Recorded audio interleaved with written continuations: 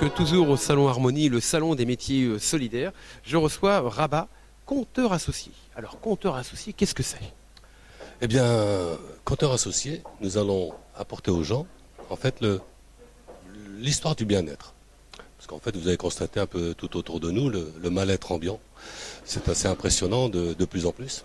Et donc, on va essayer de proposer aux gens quelque chose qui change un peu à l'ordinaire, c'est de travailler sur du bien-être. D'ailleurs, ce salon, tous les exposants sont là pour ça, entre autres. Et donc, cette démarche qui est la nôtre, c'est en fait de proposer aux gens de venir raconter leur petite histoire. C'est-à-dire qu'au lieu que ce soit nous qui parlions, on va leur donner la possibilité de venir raconter des petites tranches de vie. Lorsque, par exemple, ils ont un problème personnel, un problème professionnel, des petits problèmes de la vie avec lesquels ils en sont sortis grandis, ils en ont pris les leçons, eh bien on leur propose de venir le raconter pour transmettre. C'est ça l'important. Transmettre une histoire qui s'est bien passée. Ça veut dire qu'en fait, tout dans la vie en fait est comme ça. C'est-à-dire qu'on est tous liés les uns aux autres par des petites histoires de vie, des tranches de vie. Elles se passent bien, pas bien ou autre. Mais l'important c'est quoi? C'est de dire aux autres comment faire pour que ça se passe bien. Et cette histoire, en fait, elle remonte à la nuit des temps, puisque les vieux sages faisaient cela. C'est-à-dire qu'en fait, ils venaient raconter au pied de l'arbre. On a toujours l'image en nous où on voit le sage au pied de l'arbre qui raconte à des enfants des petites histoires du passé, la transmission de l'histoire, et ainsi de suite, et de génération en génération. D'ailleurs, c'était la première forme de communication avant l'écriture. Eh bien, c'est un peu ça. C'est-à-dire qu'au lieu de mettre un soi-disant professionnel devant les autres, non, on va proposer aux gens eux-mêmes de venir dire ces petites choses. Et on organise des séminaires, nous organisons des soirées pour cela. Et donc on est ici justement pour proposer aux gens de venir nous parler, venir nous rencontrer, nous poser des questions, parce qu'on explique aussi comment la raconter cette histoire. Alors, on va dire c'est tout simplement, il y a une introduction, un développement et puis une conclusion. Mais il y a la manière. Et alors on va les aider à mettre les bons mots là où il faut, les émotions, parce que ça c'est important.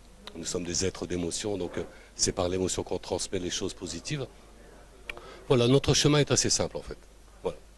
D'accord, c'est vraiment très intéressant. Donc, ce qui veut dire que n'importe qui a une histoire, qui a quelque chose à raconter, peut venir la raconter. Vous êtes là pour l'aider à créer son histoire et puis à mettre en place un soutien pour pouvoir faire cela. Absolument. En même temps, dans le cadre des séminaires, ça veut dire que les gens qui sont là sont tous des gens qui ont une histoire à raconter ou soit qui ont envie d'écouter les histoires des autres pour pouvoir s'enrichir. Comme on est tous, on s'enrichit les uns des autres. Exactement. Alors, ce qui est important, le but n'est pas de faire nous n'avons pas la prétention de faire de la thérapie, hein, que ce soit bien entendu. Ce sont des petites histoires, vraiment pas de profondeur dans l'histoire. Simplement qu'il faut aussi une certaine volonté de la personne pour se dire, bah oui, ce qui m'est arrivé, c'est vrai que je la raconterai bien à mes enfants. Pourquoi je la raconterai pas à d'autres? C'est vrai que ces petites histoires, je la raconte à mes copains au bistrot, ou je la raconte à mes copines quand je vais chez le coiffeur ou n'importe quoi pour les dames. Eh bien, c'est ces petites histoires-là qui souvent, on n'en a pas conscience qu'elles peuvent être porteuses d'une grande histoire derrière, qui peut aider d'autres personnes qui n'ont pas la solution. Et que quand ces personnes ont trouvé la solution, on leur propose tout simplement de tendre la main et de la raconter à quelqu'un d'autre. Et je me dis que de toute manière, le côté négatif, il suffit d'allumer la télé, il suffit d'écouter les gens autour de nous, le négatif est partout.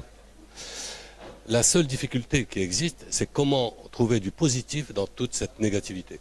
Eh bien, à travers notre démarche, eh bien, on peut vous prouver par A plus B que c'est très simple. Il suffit parfois de changer des mots et d'avoir une vision différente des choses. En fait, il y a un mot qui est associé à cela qu'on appelle le self-leadership. Le self-leadership, c'est la gestion de soi. Comment se gérer soi-même? Réapprendre on va dire l'essentiel de la vie, c'est quoi? C'est vous, moi, la personne la plus importante pour soi, c'est nous-mêmes. Revenir aux vraies valeurs, c'est-à-dire nous. Regarder en nous. C'est la plus grande difficulté qu'on ait. Hein. Le voyage intérieur, c'est ce qu'il y a de plus difficile à accepter et à faire. Eh bien, on va vous proposer de le faire. En vous prenant par la main, en vous expliquant tranquillement comment ça peut se faire. Et c'est pour cela que nous faisons des séminaires. Dit samedi matin